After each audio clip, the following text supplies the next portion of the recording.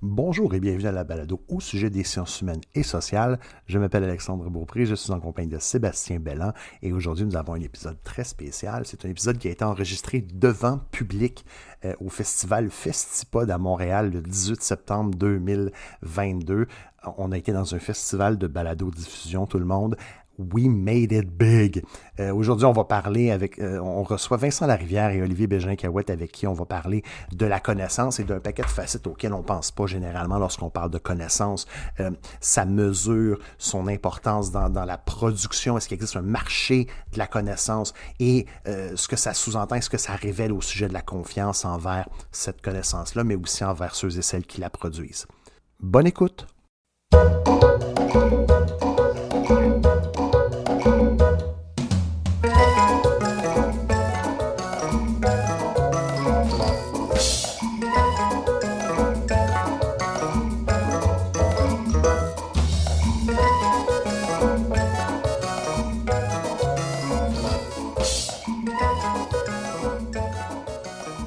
Bonjour et bienvenue à la balado au sujet des sciences humaines et sociales. Je m'appelle Alexandre Beaupré, je suis professeur à l'administration de l'éducation à l'Université de Montréal et je suis accompagné de mon collègue, mais néanmoins ami, Sébastien Belland, lui aussi professeur, mais cette fois-ci en mesure évaluation à l'Université de Montréal. Nous sommes devant public au Festipod 2022. Quand on a commencé cette balado il y a quelques années, c'était un de nos objectifs. On ne connaissait pas l'existence du Festipod, mais d'être devant public, c'est fait. C'est un peu notre WrestleMania, pour ceux qui ont écouté C'est juste de la lutte hier.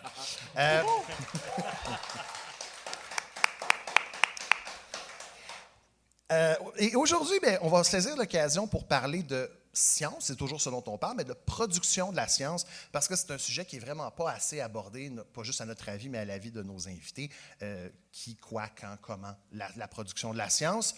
Et on est quatre profs d'université sur la scène, ce qui est déjà pas mal à l'extérieur d'une conférence scientifique. Vous ne pourrez plus dire qu'on reste dans nos tours d'ivoire, parce que voilà, on est ici. Je vais commencer par le premier collègue à ma droite, Olivier Bégin-Cahouette, qui est professeur adjoint en éducation supérieure comparée à la Faculté des sciences d'éducation de l'Université de Montréal. Il est aussi directeur scientifique du laboratoire interdisciplinaire de recherche sur l'enseignement supérieur. Et à sa droite, Vincent Larivière, qui est professeur titulaire à l'École de bibliothéconomie et des sciences de l'information à l'Université de Montréal, où il est titulaire de la chaire de recherche du Canada sur les transformations de la communication savante. Il a aussi des temps libres et durant ces temps libres, il est vice-recteur associé à la planification et à la communication stratégique à l'Université de Montréal. Messieurs, on va commencer immédiatement. Excusez-moi, il ne faut pas que je frappe sur la table. Vous savez tous, et je m'adresse aussi à la salle, vous connaissez probablement l'existence de ce qu'on appelle des classements d'université, des classements internationaux. Ne serait-ce que, si vous lisez la presse anglophone canadienne, il y a un classement qui s'appelle le classement du Maclean's. Mais il y en a d'autres ailleurs dans le monde aussi. Et sont apparus autour de 2003-2004 et les administrateurs universitaires ont l'air d'adorer ça.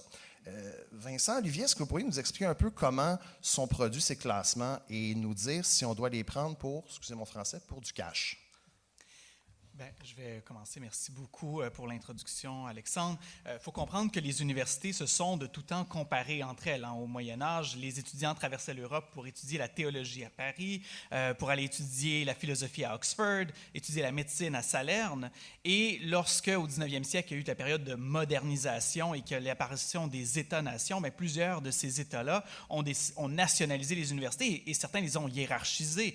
On pense dans le modèle napoléonien, notamment les grandes écoles avaient chacune leur réputation les unes par rapport aux autres. Donc, cette espèce d'idée de prestige, de concurrence à l'intérieur des nations, ça existait déjà. On fait un immense bond dans le temps. Dans les années 80-90, naissent des classements nationaux, notamment d'initiatives privées. Le US World News Report aux États-Unis en 80, le Maclean's dans les années 90, qui vise à comparer des universités entre elles sur la base de certains indicateurs pour faire une espèce... C'est un grand coup de publicité, évidemment, puis ces magazines-là sont très bien vendus. Et puis, juste mentionner rapidement avant qu'on passe aux classements internationaux, juste pour que vous voyez la différence, le Maclean's considérait qu'il y avait trois grandes catégories d'universités au Canada. Il disait, on ne peut pas comparer Bishops à McGill. Donc, on va créer des catégories pour qu'on compare des pommes avec des pommes et des oranges avec des oranges. Mettons. Donc, ils ont dit, il y a des universités plus de premier cycle, il y a des universités plus polyvalentes, puis il y a des universités plus de recherche ou avec des facultés de médecine ou de doctorat, et on va les comparer à l'intérieur de ces catégories-là. Mais il apparaît à partir de la fin des années 90, en tout cas on peut dire à partir de ce moment-là que le champ de l'enseignement supérieur se mondialise de plus en plus, notamment au niveau économique avec la libéralisation du commerce, l'accord sur le commerce des services. Aujourd'hui, on dit que l'enseignement supérieur, c'est une valeur d'environ 1 900 milliards de dollars US. Et les systèmes commencent à se comparer entre eux à travers les frontières nationales. En 2003, le gouvernement chinois veut savoir comment se comparent ces universités à celles du reste du monde. Pour l'anecdote, quelques années avant, un grand chercheur en enseignement supérieur, Philippe Halbach, avait dit de la Chine et de l'Inde qu'ils étaient des périphéries gigantesques, gigantic peripheries, voulant dire de ça que ce sont des pays gigantesques avec plein d'étudiants puis plein d'universités, mais qu'ils vont pour toujours, entre guillemets, demeurer à la périphérie des systèmes scientifiques que sont le Royaume-Uni, les États-Unis, l'Australie, le Canada, l'Allemagne, tout ça. La Chine ne l'a pas pris, je pense, parce que quelques années plus tard, donc, le gouvernement chinois mandate l'université Jiaotong à Shanghai de créer un classement qui verrait à peu près comment ces universités fonctionnent, se comparent aux autres. Donc, ils se décident donc un classement international. Il faut des mesures à travers les pays. Donc, ils recherchent des mesures objectives, entre guillemets, des mesures qu'on peut, d'ailleurs, qui sont publiquement accessibles, plus ou moins, là, dépendant de certains coûts. Et je laisserai mon collègue, évidemment, parler de ces mesures-là. Mais ce que je peux dire, c'est que je vais juste parler de l'impact et peut-être qu'on pourra après ça parler de si on peut les prendre pour du cash. Ce que ça va faire, ça va avoir un retentissement monstre parce que ça va être la première fois qu'on compare toutes les universités de tous les pays sans égard à leur mission, à leur contexte, à leur financement, on va toutes les comparer sur la base de mêmes indicateurs. Et là, tout le monde va devenir obsédé. Les administrateurs, les étudiants, les professeurs. Et évidemment, ça va avoir eu un immense impact. Et Helen Hazelcorn va dire que ça va créer un ordre universitaire mondial où il y a au sommet, où trônent les universités de rang international, qui sont dans le top 20 ou dans le top 50, et toutes les autres vont vouloir les imiter. Mais ce top 20 et ce top 50, c'est quoi? C'est généralement des universités du Royaume-Uni et des États-Unis, un modèle principalement privé, et ça va avoir des répercussions majeures dans un ensemble de pays. Je vais donner 2 exemples pour terminer. Le premier, en 2008, en Malaisie, puis on s'entend que ce n'est pas parce que la Malaisie avait des universités dans le top 100, elle avait une université dans le top entre 200 et 300, et elle est passée l'année suivante entre 300 et 400. Le président a mis à la porte le recteur de l'université. C'était pour dire la puissance. Il y a eu en France ce qu'on appelle le choc de Shanghai, parce que la France était excellente en sciences, mais sa science, elle se faisait au CNRS, elle se faisait dans les instituts gouvernementaux de sciences. C'était la trajectoire qu'avait suivi la France suivant Napoléon, justement, où on faisait la recherche fondamentale dans des centres scientifiques qui n'avaient pas à supporter le poids de l'enseignement. Et donc, quand tu es sorti, tout le monde pensait que la France allait bien s'en sortir parce que tout le monde connaît Paris-Sorbonne.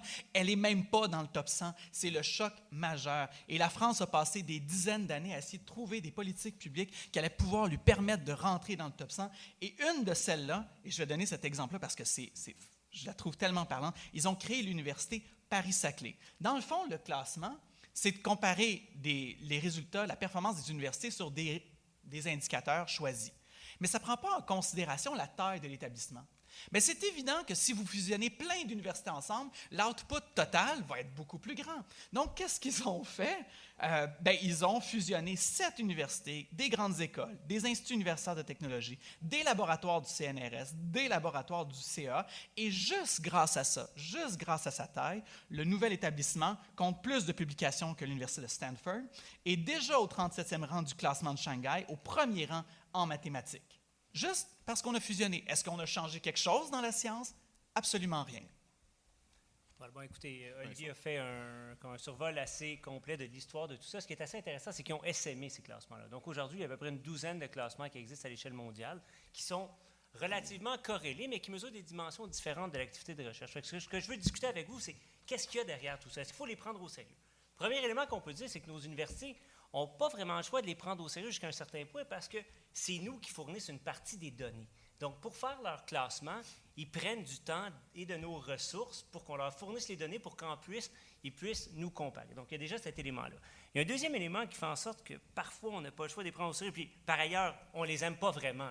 Les administrateurs les détestent, mais ils n'ont pas vraiment le choix à certains égards de vivre avec, c'est qu'il y a certains programmes, entre autres en Chine, qui ne permettent pas à des étudiants d'aller étudier dans des universités qui ne sont pas à un certain rang dans le classement. Donc moi, j'avais une étudiante à un moment donné qui voulait venir travailler avec moi. Elle dit « je voudrais bien travailler avec vous, mais je ne peux pas avoir de bourse pour venir à l'Université de Montréal parce qu'elle n'est pas à tel rang dans tel classement. » Donc on voit les effets pervers quand même assez importants de tout ça. Ils se sont multipliés. Ils sont basés sur des indicateurs qui sont hétérogènes et qui, dans certains cas, n'ont aucun sens. Il y en a un qui est assez intéressant, c'est celui de la qualité de l'enseignement. Si on veut mesurer la qualité de l'enseignement à l'Université de Montréal, on va faire quoi? Bien, a priori, on va aller poser des questions aux étudiants, on va peut-être aller regarder du matériel pédagogique, on va aller essayer de trouver des trucs que l'on peut mesurer. Dans le classement de Shanghai qui a été mentionné par Olivier, la qualité de l'enseignement, elle est mesurée par quoi? Par le nombre de profs de l'UDM qui ont gagné le prix Nobel. Il y en a combien, vous pensez? Bien, il y en a 0. Ça veut dire que l'UDM, ce n'est pas une bonne université? Non, ça veut dire que ce n'est pas le bon indicateur. Un indicateur, c'est une représentation quantifiée d'un concept qui est qualité de l'enseignement. Ici, on a quelque chose qu'on veut mesurer, qu'on peut mesurer, mais qu'on n'est pas capable de faire. Fait qu'on est un peu dans une situation où on a perdu nos clés dans la forêt, mais on cherche sur le bord de la lumière parce que, c'est là qu'on va peut-être trouver quelque chose. Fait que le classement de Shanghai, en toute honnêteté, c'est probablement le pire de tous ceux qui existent. Mais c'est celui qui ratisse le plus large, c'est celui qui a le plus grand nombre d'universités. Pourquoi? Parce qu'il ne demande rien aux universités. C'est vraiment un classement où, comme Olivier l'a dit, qui prend des données disponibles, qui cherche en gros en dessous de la lumière, puis qui essaie de faire un nettoyage avec ça. Là, je fais une parenthèse sur pourquoi on n'a pas le choix de les prendre au sérieux. C'est mon troisième sous-élément, puis je sais que ça va un peu dans plein de directions, mais c'est important quand même. C'est que le classement de Shanghai ne fait pas d'agglomération d'universités en fonction de ses unités. Fait que l'UDM, qui est une université tentaculaire avec des hôpitaux, des centres de recherche, etc., pour vraiment pour avoir la pleine mesure de la recherche à l'Université de Montréal, il faut être capable d'aller tout chercher. Ce que le CHUM a fait, ce que Sainte-Justine a fait, ce que l'Université a fait, ce que les HEC a fait, ce que Poly a fait. Dans Shanghai, c'est juste ce qui sort Université de Montréal. Fait qu'à chaque année, l'université est désavantagée. Fait qu'est-ce qu'elle fait? Elle appelle le monde à Shanghai, puis elle essaie de les convaincre. Fait qu'il y a vraiment un travail de... Vu que ça existe, vu que les gens les prennent au sérieux, bien, on essaie d'être mesuré le mieux possible. Puis le dernier point que je veux dire là-dessus, en fait, il y en a plein d'autres, mais relancez-nous, s'il vous plaît, parce que sinon on va partir dans des monologues, c'est la question de l'industrie de la consultation. Donc, il y a un autre classement qui s'appelle le Times Higher Education, qui est celui avec le QS qui est peut-être pris le plus au sérieux. Bien, en parallèle avec leur classement, ils offrent aux universités des services de consultation pour qu'elles améliorent leur rang dans le classement. Fait qu'il y a comme un conflit d'intérêts ici qui est absolument immense parce que tu fournis à la fois le classement, puis si les gens sont prêts à payer, tu leur montres comment améliorer dans le classement. Puis évidemment, ce n'est pas des petits montants. Là, on parle de 25 000, 30 000, 50 000 $ par année pour avoir accès à des données supplémentaires qui te permettent de comprendre la mécanique de l'indicateur puis de l'améliorer. Fait que bref, pour répondre de façon succinctement, ça n'améliore pas la recherche. Il faut comprendre que les effets pervers de ça, c'est qu'on ne fait pas collectivement de la meilleure science. Nos universités ne sont pas intrinsèquement meilleures. On réussit peut-être dans la marge à améliorer un chiffre, mais c'est pas là-dessus qu'on devrait mettre nos énergies. Mettons. Je trouve ça dommage parce qu'on a des rangs sur les universités, on a aussi des rangs sur les chercheurs. Donc, il y a par exemple des pages comme ResearchGate, comme Google Scholar, donc ils mettent des qualificatifs, des métriques sur les chercheurs. Puis il y avait quelqu'un qui me racontait que lui faisait de l'anxiété, donc à avoir l'évolution de sa métrique en tant que chercheur. Puis je présume que la problématique, en fait, sur les universités est applicable aussi sur les métriques applicables aux chercheurs. Donc j'aimerais vous entendre là-dessus aussi, les scores ResearchGate, les scores H. Oui, commence, puis j'embarque. Ah, bien, mon Dieu. Ben, parce que sur les scores comme tels, je vais laisser évidemment notre expert parler. Je pourrais peut-être parler de l'impact après ça, mais je te laisse. Bien, écoute, je peux commencer si c'était mieux. Là. Écoutez, parmi les différentes professions qui étaient, en fait, toutes les professions sont évaluées jusqu'à un certain point. Historiquement, les chercheurs et chercheuses sont évalués d'une façon, c'est via l'évaluation par les pairs. C'est les collègues qui évaluent les collègues. Ça fonctionne, on peut dire, globalement assez bien, malgré ces aspects subjectifs. Par contre, il y a un certain niveau où est-ce qu'on ne peut plus utiliser l'évaluation par les pairs, un niveau un peu plus macro, par exemple, si on veut évaluer une université. Fait que les indicateurs institutionnels, si on veut voir la quantité de recherche qui se fait à l'Université de Montréal, puis on compte des publications, ça fonctionne quand même globalement assez bien. Quand on va appliquer ça à l'échelle des individus, c'est effectivement un peu plus problématique.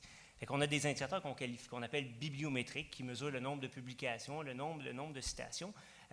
Et ça, c'est un peu mon domaine de recherche, on pourrait dire. Mais ce qu'on fait dans mon labo, c'est à peu près toujours évaluer des institutions, parce qu'à l'échelle des individus, c'est pas nécessairement la bonne mesure.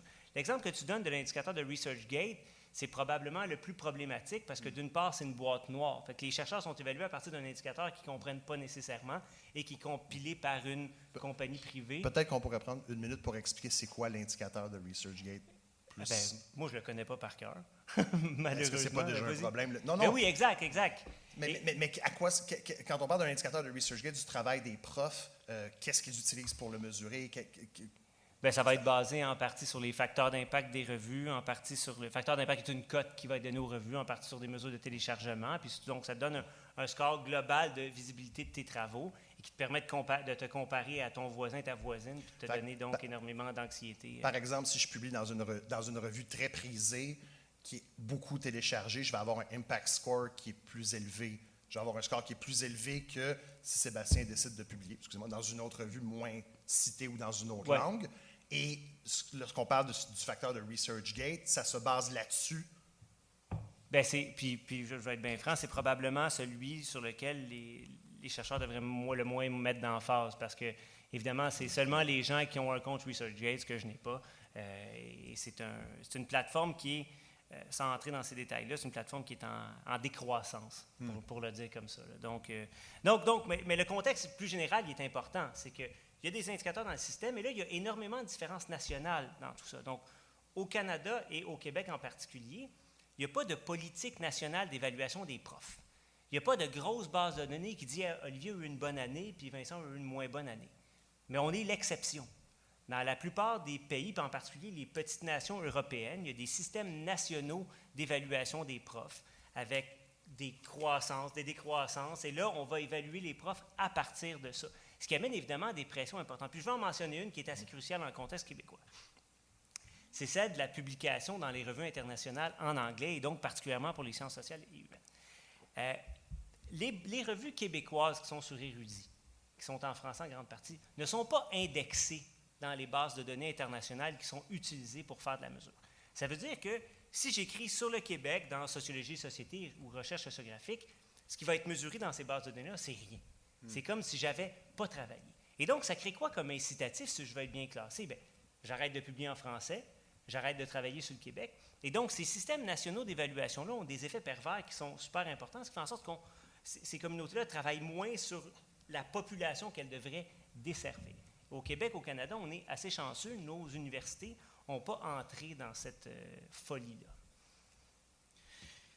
Effectivement, je vais reprendre une partie de ce que Vincent a dit. Il faut juste comprendre dans le contexte que les scientifiques, on a toujours eu recours, les gens en sciences, à différents dispositifs de consécration pour reconnaître la contribution des collègues qui repoussent les frontières de la connaissance. Mais depuis les années 80-90 au Québec, notamment avec la refonte de la loi sur l'administration publique, les universités sont soumises à tout un paquet de mécanismes de reddition de comptes qui s'accumulent les uns par-dessus les autres, ce que d'ailleurs le professeur Beaupré-Lavallée a déjà appelé la sédimentation de la reddition de comptes. En parallèle, la science n'a jamais été autant mesurée et Vincent vient d'en parler. On évalue la qualité d'une université à son rang, la qualité d'un chercheur par le nombre de citations que ses articles obtiennent, la qualité des revues par le facteur d'impact, donc le nombre de fois que la revue est citée par rapport à la moyenne des revues. On a donc un arsenal pour évaluer la soi-disant performance en recherche et il y a plusieurs pays qui vont l'inclure dans leur formule de financement. Le problème, puis c'est cliché de le dire, c'est que le développement de la science est rarement linéaire et que c'est souvent bien plus tard qu'on accorde à une découverte la visibilité qu'elle mérite. Donc, face à l'incertitude inhérente à la science, nous, ce qu'on a décidé de faire, et nous, je parle le nous très collectif, c'est comme si on voulait multiplier les mesures proxy. Et donc, les universités, les États et les chercheurs accordent aujourd'hui souvent plus d'importance aux métriques qu'est-ce qu'elles sont supposées évaluer. Et c'est ce qu'un sociologue allemand du nom de Robert Munch a appelé un régime d'insécurité totale. C'est que la survie des acteurs, parce qu'on s'entend bien là, le fait de pouvoir obtenir une bourse au cycle supérieur, le fait de pouvoir obtenir un poste de professeur, le fait de pouvoir obtenir sa permanence comme professeur, ou le fameux tenure aux États-Unis, ou le fait d'obtenir des subventions, tout ça dépend de notre soi-disant performance. Et donc, notre survie comme acteur dans ce champ-là universitaire dépend de notre capacité à répondre à des indicateurs certains, alors que les activités dans lesquelles on est impliqué sont incertaines. Évidemment, il y a des gens qui pourraient dire « Mais ça va juste, vous savez, la course à l'excellence, c'est normal, c'est une facette de la méritocratie, puis il y en a toujours eu dans l'enseignement supérieur. » Mais je ne suis pas vraiment sûr qu'on soit en train de favoriser une vraie méritocratie. En fait, les études le montrent, puis ce n'est pas du tout une critique marxiste, mais plus on a de capital, plus c'est facile d'accumuler du capital. OK, plus on a une bonne réputation, plus c'est facile d'avoir une bonne réputation. Donc, les universités les plus anciennes qui existaient à l'époque où il n'y en avait presque pas, donc elles avaient tous les chercheurs, tous les docteurs. Puis, tu sais, quand on calcule, mettons, le nombre de prix Nobel qu'a eu une université, bien, c'est sûr qu'une université qui existait à l'époque où les prix Nobel ont été créés, a pas mal plus de chances d'en avoir que si on prend une université d'aujourd'hui. Donc, les universités les plus anciennes, avec des facultés de médecine et de génie, les universités anglophones, dans des pays développés, parce que je ne sais pas si vous le savez, mais ça coûte cher, les infrastructures scientifiques, ces universités-là ont des avantages structurels profonds. Et qu'est-ce que ça crée? Ça crée des périphéries. Bon, je reviens avec mon concept de périphérie, c'est drôle, hein? Mais 3 grandes périphéries. Les universités qui sont dans des pays en voie de développement ont presque aucune chance de se tailler une place dans ce grand monde de la science. Elles ont presque aucune chance d'aller recruter les meilleurs chercheurs parce qu'elles n'ont pas l'argent. Elles ont presque aucune chance de se payer l'accès aux bases de données pour avoir accès aux articles qu'elles auront besoin de citer pour faire avancer la science. Si vous ne savez pas ce qui a été publié l'an passé dans votre champ, comment pouvez-vous faire un article qui va être pertinent cette année dans votre champ scientifique particulier? Donc, une grande périphérie qui est économique, évidemment. Puis, ces universités, lorsqu'elles ont un très bon étudiant, bien, c'est les universités du Nord ou les plus riches qui vont aller les chercher. Parce que nous, on a les bourses pour les payer. Puis, ils vont venir faire de la recherche chez nous pendant ce temps-là. Et ils vont augmenter notre classement pendant qu'ils sont chez nous. Donc, nous, on construit notre capital, entre guillemets, notre capital scientifique, à travers le recrutement étranger. Deuxième périphérie, la langue. Quand vous êtes dans, et là, Vincent l'a mentionné, mais si vous publiez dans une autre langue que l'anglais, vous êtes automatiquement désavantagé. Mais il y a plein de sciences aujourd'hui dans les universités qui sont utiles pour des professionnels, en psychologie, en sciences d'éducation, en soins infirmiers, en optométrie, je pourrais continuer sans arrêt. Imaginez que vous, dans votre champ, vous avez une recherche qui serait super pertinente pour les psychologues scolaires au Québec, mais vous la publiez en anglais. Puis vous espérez qu'il y a assez de psychologues scolaires au Québec qui parlent anglais. Ce n'est pas une obligation pour leur travail d'être parfaitement capable de lire un article savant en anglais. Ce qu'on est en train de faire, on est en train de séparer le monde de la production scientifique du monde qui a besoin de ces connaissances-là. Et le dernier élément, c'est la hiérarchisation entre les différentes disciplines qui est en train de se créer. Parce qu'évidemment, si vous regardez, là, on a parlé du classement de Shanghai, on a parlé de prix Nobel. C'est évidemment pas le prix Nobel de la paix là, qui est compté. C'est le prix Nobel de physique, de chimie, c'est les Field Medal en mathématiques, c'est le nombre d'articles publiés dans Science puis dans Nature. Vous savez bien que ça réduit pas mal le champ des revues considérées. Et donc, les sciences sociales sont de facto, et les arts et les lettres, et les humanités de manière générale, sont de facto exclus de ces grands champs-là. Donc, plusieurs universités, pour augmenter leur classement, ou plusieurs États, pour augmenter le classement de leurs universités, vont concentrer leur financement dans les universités qui sont déjà les plus prestigieuses, dans les universités qui sont capables de fonctionner en anglais et qui sont dans les sciences naturelles et médicales. Ça, c'est des enjeux majeurs que ça crée, et ça va nuire à long terme, à mon avis, parce que je ne veux pas faire de futurologie, mais ça va nuire à long terme à notre capacité d'avoir un processus scientifique éclairé qui va supporter que tout le monde qui veut participer à la science et qui en a les capacités puisse le faire. Oui, Vincent? Oui, très, très, très rapidement. Ce qu'il faut voir, c'est que là, on dresse un portrait qui est quand même assez noir de ces indicateurs-là. Il faut voir depuis au moins 10 ans, mais un peu plus depuis 5 ans, il y a le pendule fait un retour puis une prise de conscience des effets pervers de ces indicateurs. Des classements en général, mais aussi des indicateurs individuels. On a la déclaration de Duroc qui s'attaque très fort aux facteurs d'impact. Et il y a bon nombre d'universités qui ont mis en place des équipes pour aller défaire, si vous voulez, la socialisation aux facteurs d'impact dans les unités. Donc, moi, j'ai un de mes anciens étudiants qui était engagé par une université dans l'Ouest, et sa job, c'est d'aller faire percoler les principes de Dora au sein des unités de l'université. Il se promène avec son bâton de pèlerin, puis il va leur expliquer les avantages du facteur d'impact, les effets pervers que ça a et tout ça. Donc, il y a vraiment une prise en compte par la communauté scientifique de dire, OK, là, on a créé structurellement les conditions pour faire de la mauvaise science. Et là, il faut aller essayer un peu de défaire ça. Tu sais, c'est pas simple, mais je ne suis pas si pessimiste quant à l'avenir, parce que, bon, la communauté scientifique est en grande partie composée de gens rationnels qui sont capables de faire la bonne chose. En grande partie. Tu as vu la nuance, hein? Oui, j'ai pas... Excusez-moi. Je voulais revenir sur quelque chose que vous avez tous les deux abordé, qui était la question de la confiance. Le fait que les indicateurs sont aussi, quel que soit l'indicateur qu'on choisit, c'est une espèce de reflet de ce qu'on pense des gens. Intuitivement, on penserait, plus on fait confiance à quelqu'un, moins on lui demande de faire des preuves. Et je pensais à la question et là, c'est une affaire de prof, mais vous allez voir en quoi ça touche la société. Les sociétés occidentales notamment, investissent des milliards dans la recherche. Et pour le public, mais aussi pour ceux qui nous écoutent, pour faire un projet de recherche, ça prend de l'argent. Pour avoir de l'argent, le prof écrit un projet. Et quand ce projet-là est évalué par le gouvernement, par d'autres profs, par n'importe qui, on regarde le dossier au complet. Pas juste est-ce que c'est une bonne idée, on regarde le dossier. Et dans le dossier, il y a 2 trucs qui reviennent à la question de la confiance, puisque vous parliez. La première, c'est la faisabilité d'un projet. Puis la deuxième, c'est le dossier du chercheur. À quel point, là, je vais vous amener directement sur la question de la confiance. À quel point est-ce qu'on fait confiance aux chercheurs avec tout ce qu'on a mis en place? Bien, historiquement, là, dans ce que tu as dit, ce qui compte le plus, c'est le dossier de la personne qui applique. Les organismes subventionnaires québécois et canadiens donnent un grand poids au CV. Et donc, on dit, bon, bien, Pierrette a été financée beaucoup par le passé, elle a beaucoup publié, elle a réussi ses projets. Et donc, on la classe d'une façon plus importante. Le gros problème avec cette mécanique-là de la confiance, c'est qu'elle renforce les biais. Tantôt, Olivier a parlé que le système, en fait, donne à ceux qui ont déjà ce qui s'appelle l'effet Mathieu, assez bien connu en sociologie des sciences. Je vais nommer des personnes aussi, de Robert Merton. Et donc là, on a réalisé que ça avait des biais très importants par rapport aux jeunes chercheurs et par rapport aux femmes. Et donc, les IRSC, qui est l'organisme subventionnaire canadien dans le domaine de la santé, a décidé de, disons qu'on arrête de mettre l'emphase sur la personne puis qu'on met l'emphase sur le projet. Donc, on demande au comité de pairs, allez donc voir ce qu'il y a là-dedans, le plus grand potentiel transformatif, puis ce qui serait la meilleure science.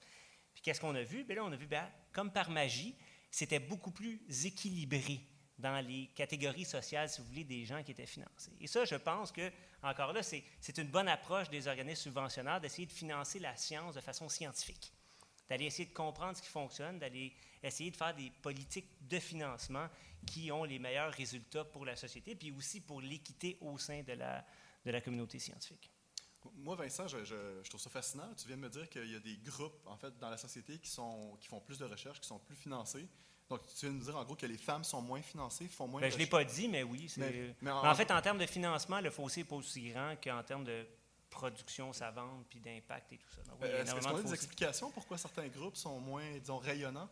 Bien, il y a une question de biais. En fait, ça c'est une immense question à part entière, mais bon, la question des biais en sciences, elle est assez bien documentée. Puis là, bon, je peux donner quelques chiffres si on veut passer à cette partie-là, mais en gros, dans l'ensemble de la recherche qui se fait, c'est à peu près 1/3, 2/3. Donc, un tiers de la production savante qui est menée par des femmes, puis 2/3 qui est menée par des hommes. Il y a des questions démographiques dans tout ça. Les choses sont en train de changer. Donc, quand on regarde les plus jeunes générations, on est beaucoup plus près de la parité, mais il y a quand même ce qu'on appelle le pipeline qui fuit, le leaky pipeline, où on perd davantage de femmes que d'hommes à différents niveaux, pour plein de raisons là, sur lesquelles on peut revenir. Mais il y a plusieurs fossés. Là, on parle du fossé de production, mais il y a des fossés observés en termes de collaboration et de réseautage, des fossés en termes d'impact, des fossés en termes de mobilité. Puis dans à peu près tous les cas, on voit des différences de genre qui sont assez importantes. Évidemment, il y a toute l'intersectionnalité qui rentre qui s'ajoute à ça. Mais en gros, les données montrent que pour à peu près tous les pays du monde, les femmes collaborent moins à l'international, puis plus nationalement, puis les hommes collaborent davantage à l'international. Les femmes sont globalement moins mobiles, donc sont moins susceptibles d'aller étudier à l'étranger, à part dans les pays où il n'y a pas moyen de le faire à l'interne, fait qu'ils s'en vont. Puis il y a un fossé d'impact, celui qui est quand même assez intéressant. Les travaux menés par les femmes ont un 10% de moins, en gros, de citations, mais par contre, ils réussissent à être publiés dans des revues de qualité égale. Fait que c'est là où on a un indicateur de biais qui se développe. On dit, bon, bien, les femmes sont capables de passer au travers du même type d'évaluation par les pairs que le font les hommes, mais au sein de ces mêmes revues-là, il y a une pénalité de 10%, bon, qui s'explique par différentes formes de discrimination, puis d'effet Mathieu en partie, parce que ce qu'il faut voir, c'est que ici publié l'année passée 6,5 millions d'articles à l'échelle mondiale. Wow. Ce qui est immense, là, tout domaine confondu. Dans mon domaine à moi, c'est probablement 5 000, 8 000. Évidemment, je ne lis pas tout ça, mais les gens, et moi parmi tant d'autres, on a des biais dans nos filtres. Et donc, on dit, bon, là, il y a un nouveau papier de cette personne-là que je connais déjà.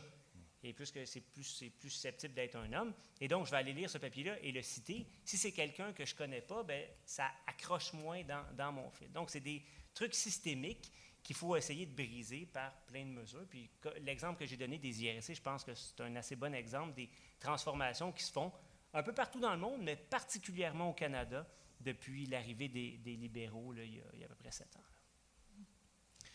Oui, on a un système où on a créé des mesures pour représenter l'excellence. Parce qu'on s'est dit, bon, ben, tu sais, un peu, si je rencontre un professeur titulaire, mettons dans une autre discipline que moi, là, puis il est professeur titulaire, ben, je vais présumer, parce que je ne connais pas son domaine, qu'il doit savoir plus, il en connaît plus son domaine qu'un professeur adjoint. Puis si, mettons, je vois quelqu'un qui a publié dans une revue qui est super gros cité, ben, je vais présumer que son article doit être probablement d'une plus grande qualité que dans un autre. Mais je fais ce genre de présomption-là, et c'est des biais qui sont implicites. Le problème, c'est qu'on les a tellement formalisés, on a tellement donné de pouvoir à ces mesures de reddition de comptes qu'on a limité notre vision de l'excellence, et ça a fait qu'il y a des groupes, les groupes racisés. Aux États-Unis, on a très peu de données au Canada là-dessus à cause de nos façons de considérer, de questionner ou pas est-ce qu'une personne fait partie d'un groupe racisé ou pas.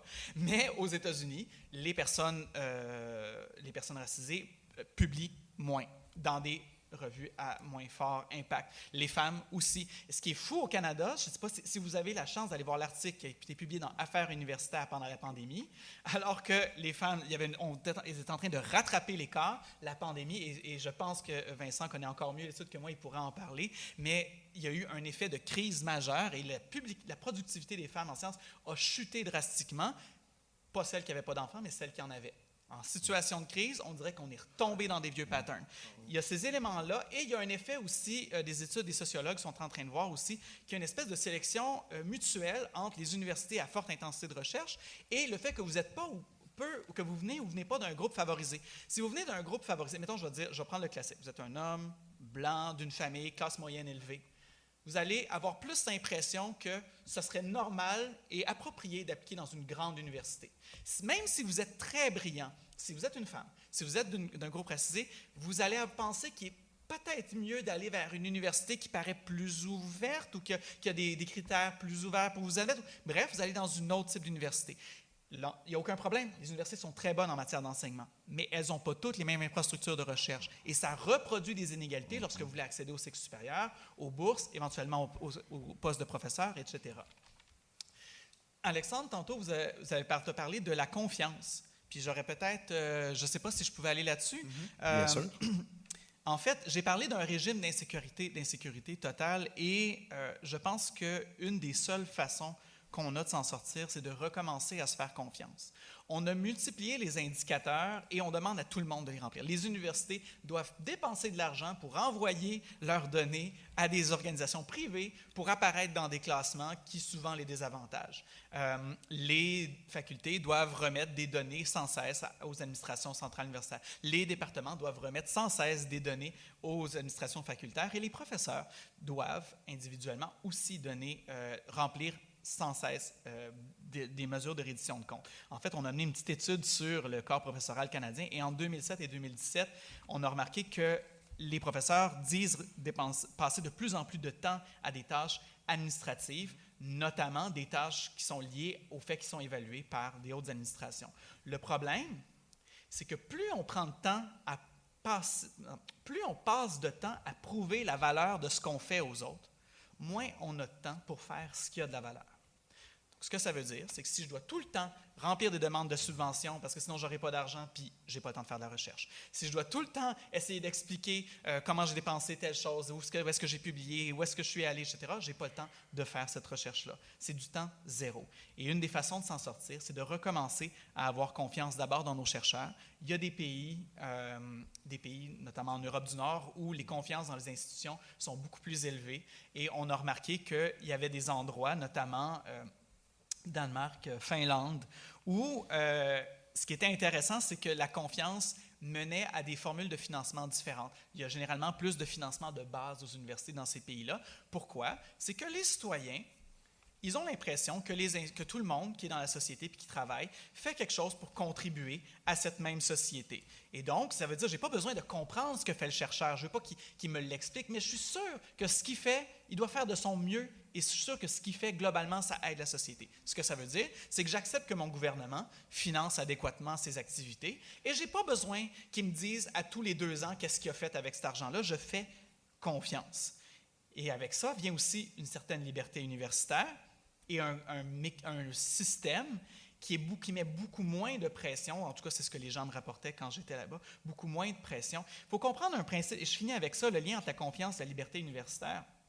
Vous savez, avec la spécialisation des domaines scientifiques, il n'y a presque personne d'entre nous qui pourrait comprendre ce que dit ou ce que fait un chercheur dans un domaine hyper précis, genre en biochimie moléculaire. Je ne comprendrais rien.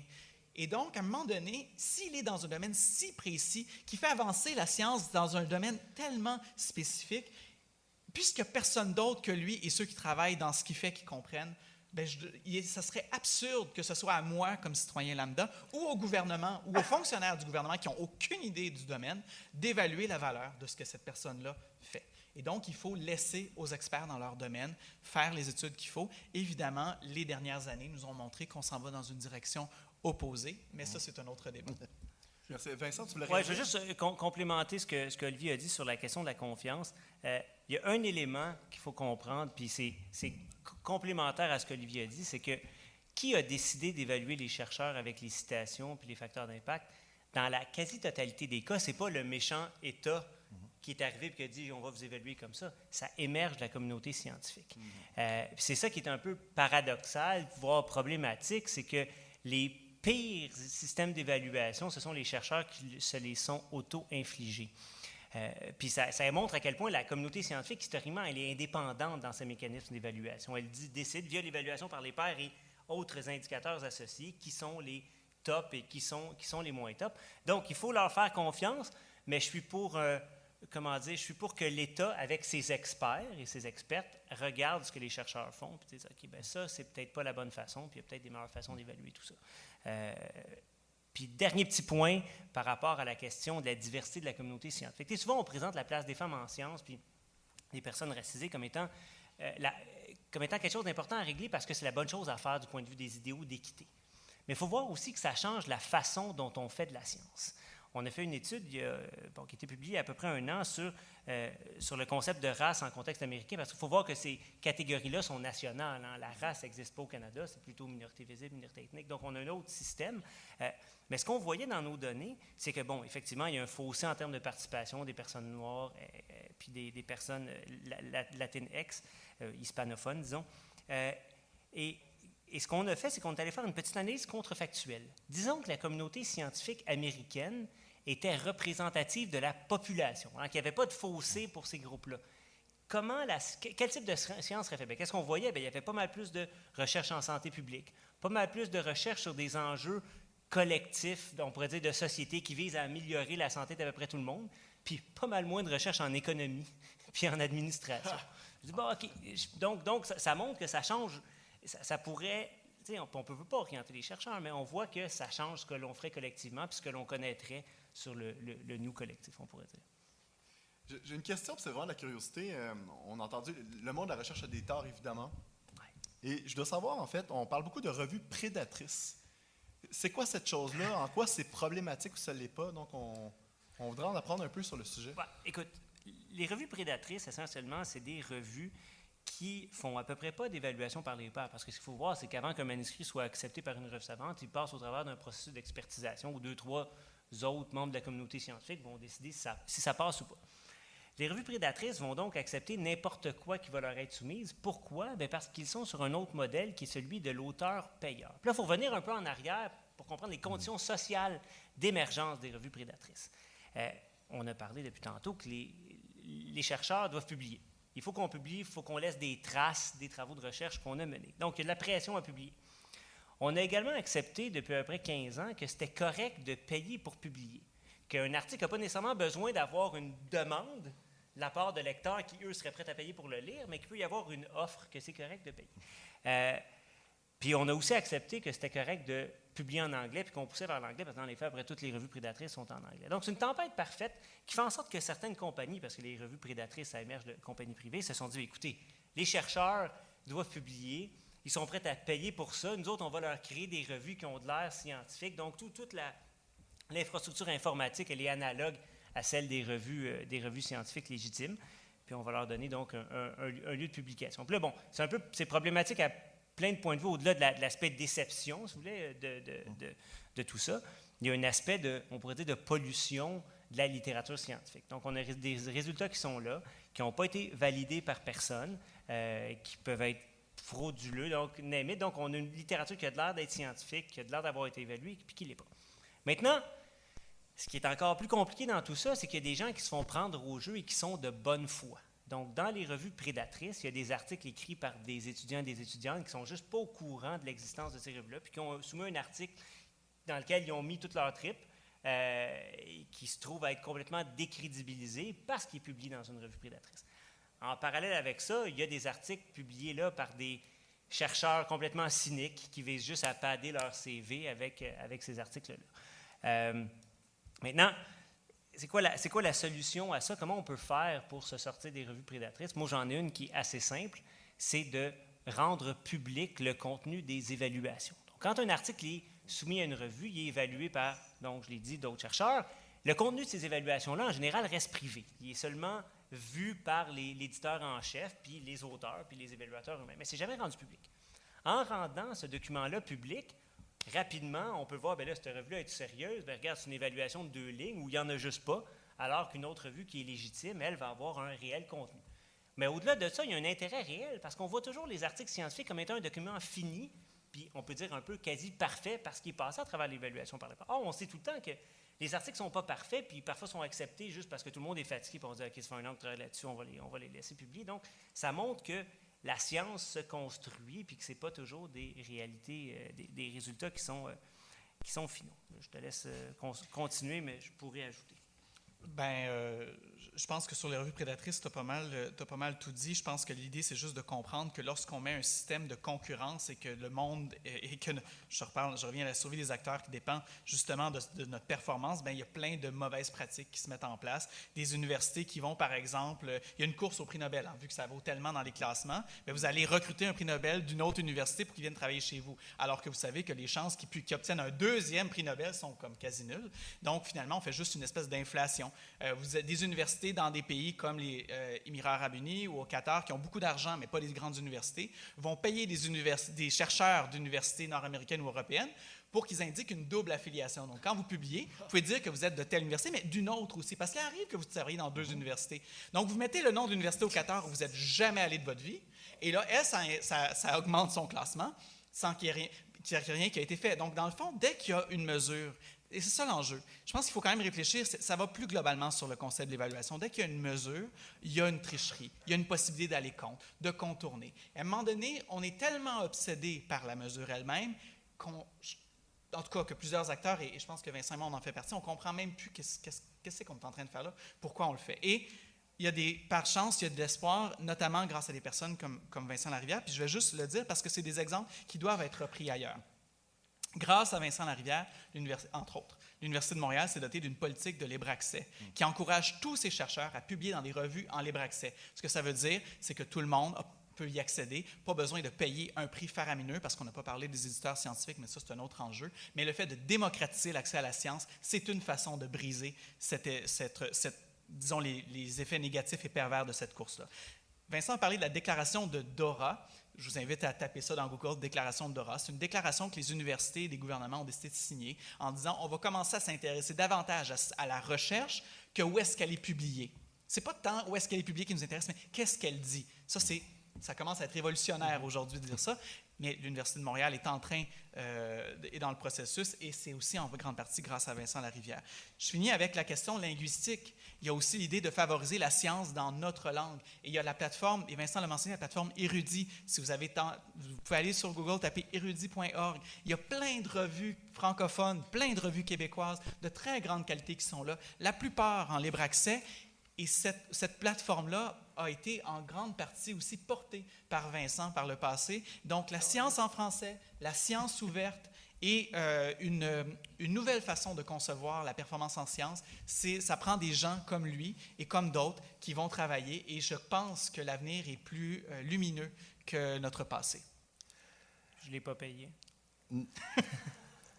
J'aimerais juste confirmer ce qu'Olivier a dit sur le rôle de Vincent, et c'est quelque chose qu'on observe dans d'autres universités aussi. Et le Québec joue quand même un rôle de leader, ou tout du moins de précurseur dans beaucoup de ces choses-là. Un mot de la fin, Vincent? Bien, très rapidement sur les revues prédatrices, il faut comprendre que là, on était assez clair sur ce que c'était, mais dans le monde de la publication savante, il y a plusieurs prédateurs. Hein. Il y a énormément de compagnies privées qui visent à faire des sous. Une compagnie comme Elsevier est au cœur de ce qu'on a parlé. Elle publie des revues, puis elle crée des systèmes d'évaluation des chercheurs à partir de ses propres revues. Donc, on est capable d'aller monétiser pas juste les articles, mais vraiment la bibliométrie qui est basée sur ces articles-là, puis essentiellement des systèmes complets d'évaluation des profs pour les universités. Fait que les revues prédatrices sont juste un continuum, c'est un élément dans le continuum de la monétisation, si vous voulez, de la diffusion des connaissances. La grosse différence, c'est que les revues d'Elsevier font clairement une évaluation par les pairs. Fait que de ce point de vue-là, elles se distinguent, mais les revues prédatrices ne sont pas les seules dans cette catégorie-là. On pourrait lancer un autre épisode juste sur la question probablement de l'honnêteté et de la confiance, et etc. On arrive à la fin du temps qui nous était alloué. Ceux et celles parmi vous qui ont déjà écouté nos balados savent que des fois, on s'emporte un peu. C'est pas mauvais d'avoir une limite de temps pour mettre... Je pense que c'est un bon moment pour mettre fin à l'épisode. Je vous remercie beaucoup Vincent Larivière et Olivier Bégin-Cahouette pour votre participation.